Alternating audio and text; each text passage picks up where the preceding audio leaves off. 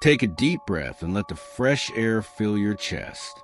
As the sun rises, feel a subtle vibration moving through your body, a quiet whisper, ancient and familiar, reminding you there's more to you than just routines, tasks, and sleep. There's a hidden switch somewhere in the dark room of your mind. And today, we're going to find it and turn on the light that's been glowing within you all along, even when you couldn't see it. Maybe you felt this before. In the middle of chaos, a wave of unexplainable calm washes over you, as if invisible hands were holding yours and softly saying, "You're safe now." That moment wasn't random. It was a glimpse of your secret power, the spark that awakens a moment you bring thumb to forefinger, close your eyes and whisper, "There's more within me than this fear." In less than 2 minutes, your heart slows, your chest softens, and the whole universe seems to exhale with you. That's how the switch works. By shifting your attention from the outside noise to quiet power that's always been within you. This longing for something greater, it's universal. Blaise Pascal once called it a God-shaped hole inside each of us, a space that nothing else can fill except the infinite itself. Children feel it when they ask, "Where'd I come from?" Adults hear it in the silence of the night, when exhaustion speaks. There must be more.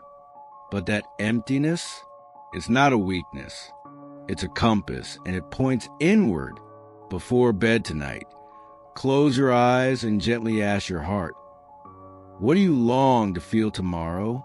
Write down the very first word that comes. In that small gesture, something formless becomes direction.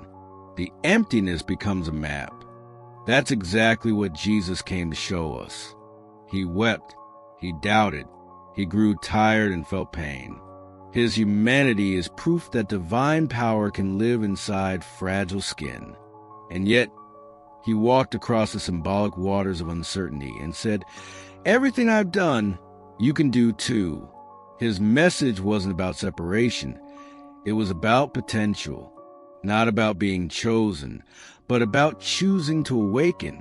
Next time conflict arises in your home or relationships, pause, just for a moment, and ask yourself, what is the most loving phrase I can say right now that still feels true to me?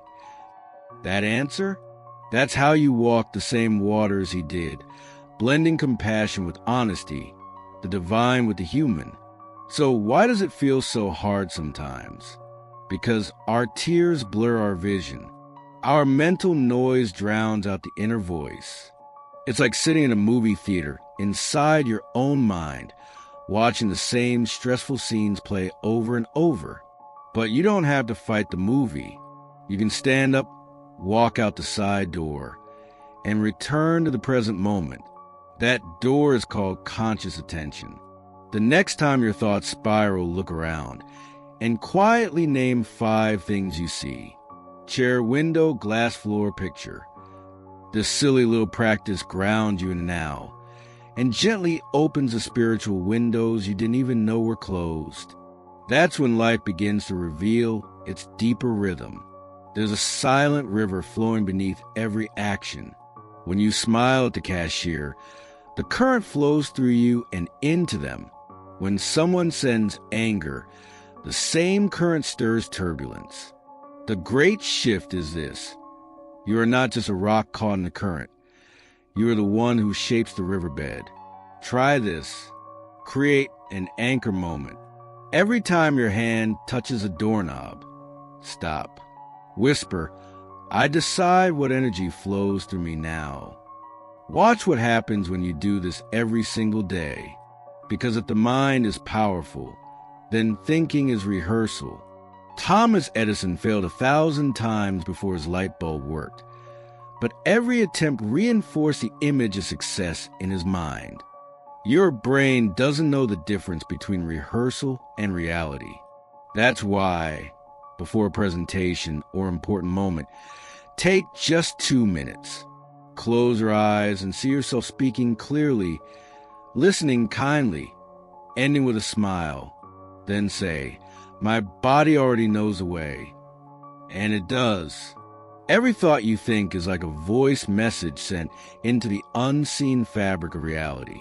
Say, "Life is hard," and the mirror replies with struggle. Say, "I'm learning to move through challenge," and life begins to soften. Even when an unexpected expense shows up, shift the thought. Instead of "I can't afford this," ask, "How can I allow abundance to express itself here?" That one question opens doors. Maybe a discount, an idea, a new solution. Focus changes everything, and the universe listens. Miracles, then, are not rare. They're the natural rhythm of life. The plant that grows through a crack in concrete didn't get special permission. It simply obeyed the life impulse that exists in everything.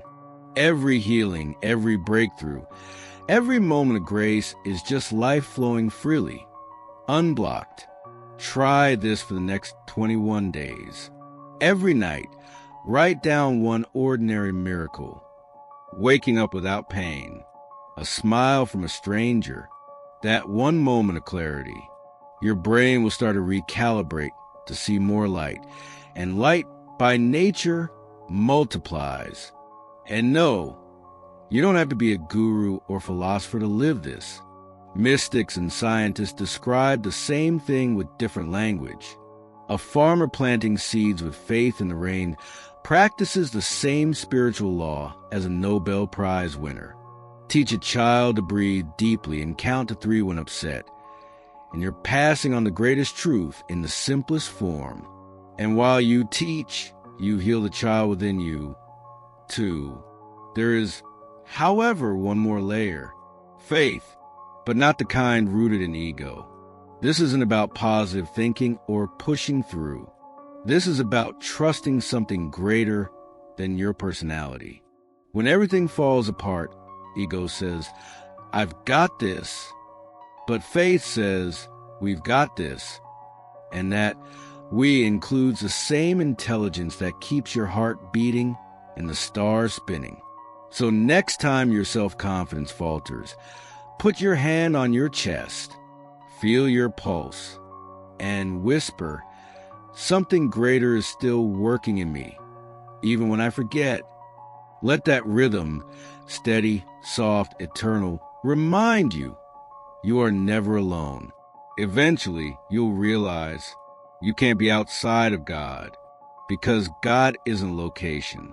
God is substance.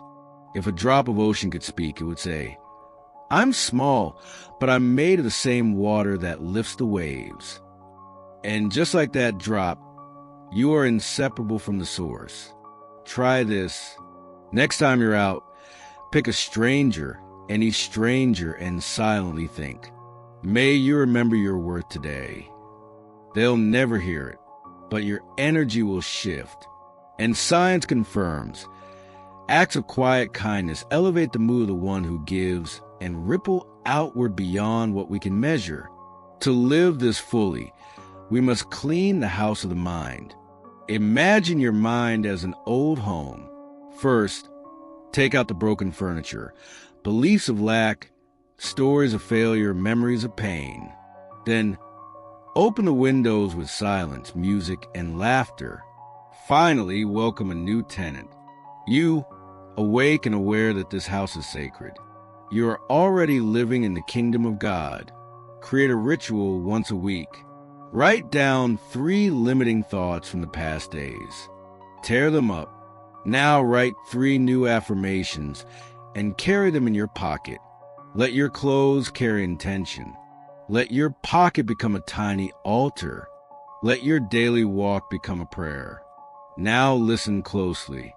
Every thought you think sends out instructions to the universe. Let them be invitations, not complaints. Miracles are not rare events. They are the natural language of life. And you are the voice through which that life speaks. If something inside you lit up while listening to this, then this is your sign.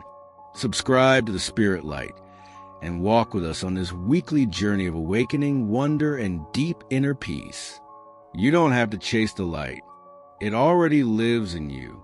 Subscribe for more light, and I'll see you in the next video.